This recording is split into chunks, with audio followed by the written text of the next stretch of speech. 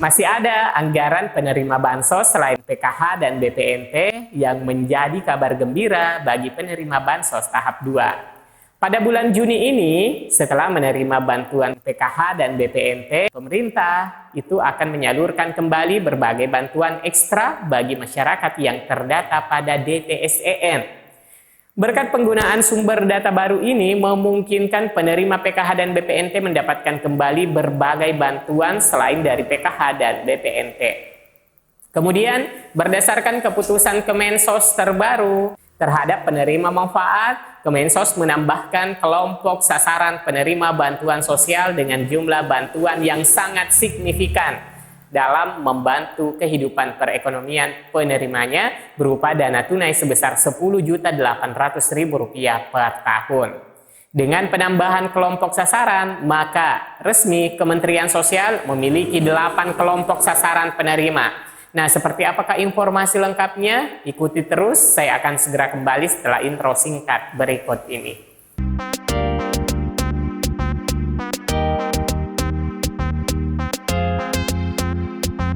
Assalamualaikum warahmatullahi wabarakatuh. Halo semua teman-teman, semoga yang telah mencairkan bantuan PKH dan BPNT tahap 2 dapat bermanfaat dan semoga yang belum cair semoga segera mendapatkan haknya. Amin ya rabbal alamin.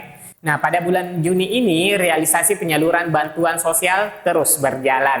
Pihak Kementerian Keuangan sebagaimana disampaikan oleh Wakil Menteri Keuangan Su'a Hasil Nasara bahwa Kementerian Keuangan telah melakukan pengecekan bersama dengan Kementerian Sosial dan memastikan sisa penyaluran bantuan berupa kartu sembako dan PKH akan diselesaikan pada bulan Juni 2025.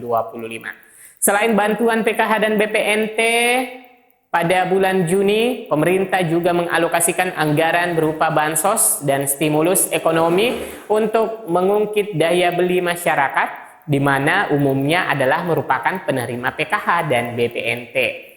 Ada 4 bansos yang cair untuk para KPM selain bantuan PKH dan BPNT, yaitu yang pertama, bantuan pangan beras cadangan pemerintah. Untuk menjaga ketahanan pangan dan mengurangi dampak fluktuasi harga pangan, KPM PKH dan BPNT berhak menerima bantuan beras sebanyak 10 kg per bulan per keluarga selama periode bulan Juni dan Juli. Bantuan ini disalurkan melalui Bulog dan PT Pos Indonesia dengan distribusi yang melibatkan pemerintah daerah untuk memastikan ketepatan sasaran.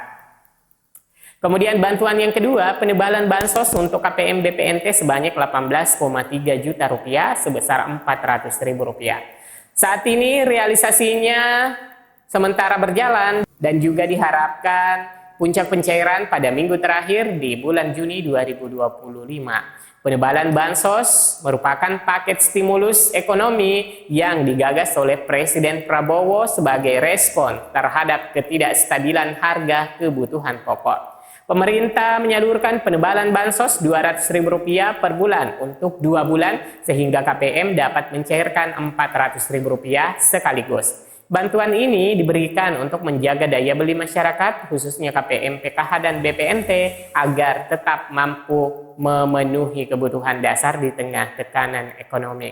Penyaluran dilakukan melalui Bank Himbara, BRI, BNI, Mandiri, DTN, atau PT Pos Indonesia dengan memanfaatkan Kartu Keluarga Sejahtera atau KKS. Kemudian bantuan yang ketiga, bantuan atensi API bagi anak yatim, piatu atau yatim piatu yang terdaftar dalam DTSEN menerima bantuan asistensi rehabilitasi sosial atensi API sebesar Rp200.000 per bulan.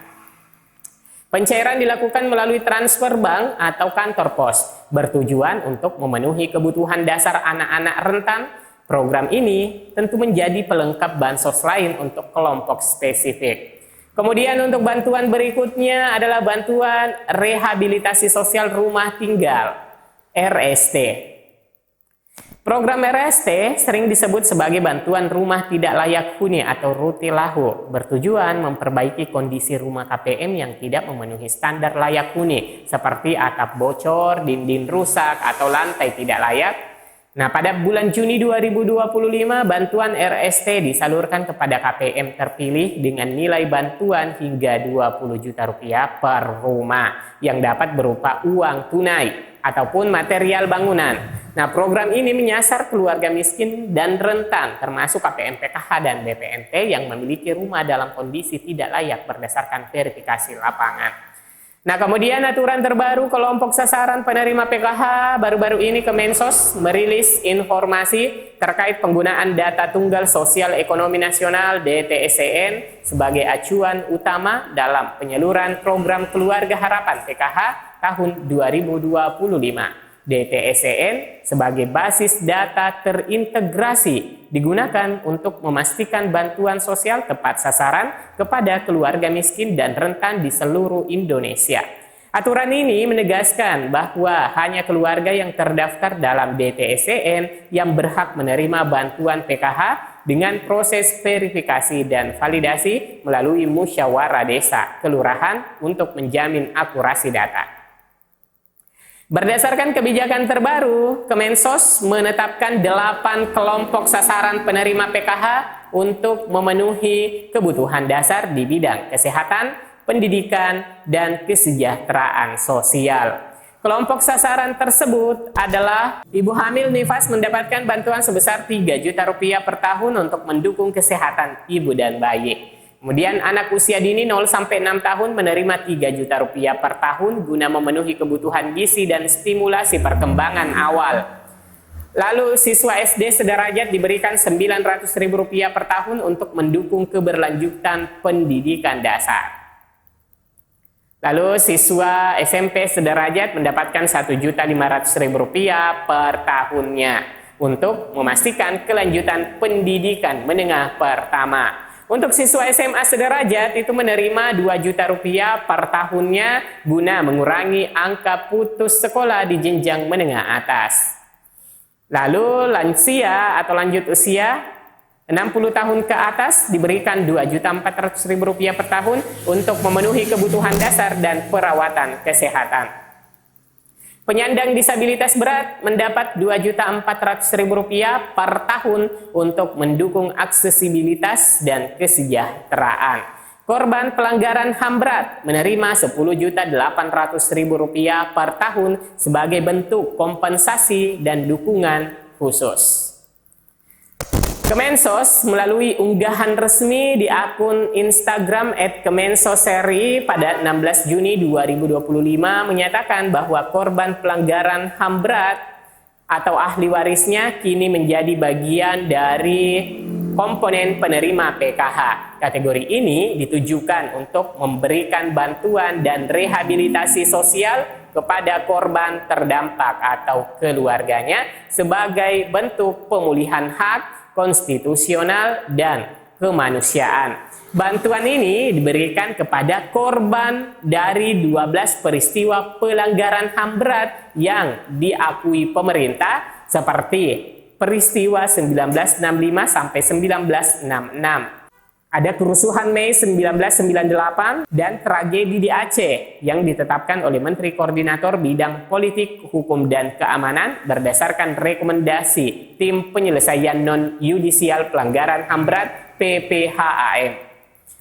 Besaran bantuan penerima kategori korban pelanggaran HAM berat mendapatkan bantuan sebesar Rp10.800.000 per tahun atau Rp2.700.000 per tahap dibayarkan setiap 3 bulan. Nominal ini jauh lebih besar dibandingkan kategori PKH lainnya seperti ibu hamil Rp3 juta per tahun atau lansia Rp2.400.000 per tahun.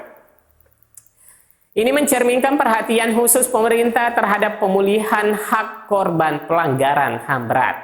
Adapun syarat dan mekanisme penyaluran, penerima harus terdaftar dalam data tunggal sosial ekonomi nasional atau DTSEN dan diverifikasi sebagai korban atau ahli waris pelanggaran HAM berat oleh instansi berwenang seperti Komnas HAM atau Kemenko Polhukam. Bantuan disalurkan melalui bank anggota Himbara, BRI, BNI, Mandiri, BTN atau PT Pos Indonesia dalam 4 tahap per tahunnya, yakni periode Januari-Maret, kemudian April Juni, lalu Juli September, dan periode Oktober Desember. Penambahan kategori ini bertujuan untuk memenuhi hak korban atas keadilan sosial, sandang, pangan, kesehatan, dan martabat, sekaligus mencegah pengulangan pelanggaran HAM di masa depan. Program ini juga menjadi bagian dari upaya pemerintah untuk menyembuhkan luka sejarah dan membangun kehidupan yang adil dan damai. Nah, teman-teman, mungkin cukup untuk informasi hari ini. Semoga bermanfaat. Sampai jumpa di video selanjutnya. Wassalamualaikum warahmatullahi wabarakatuh.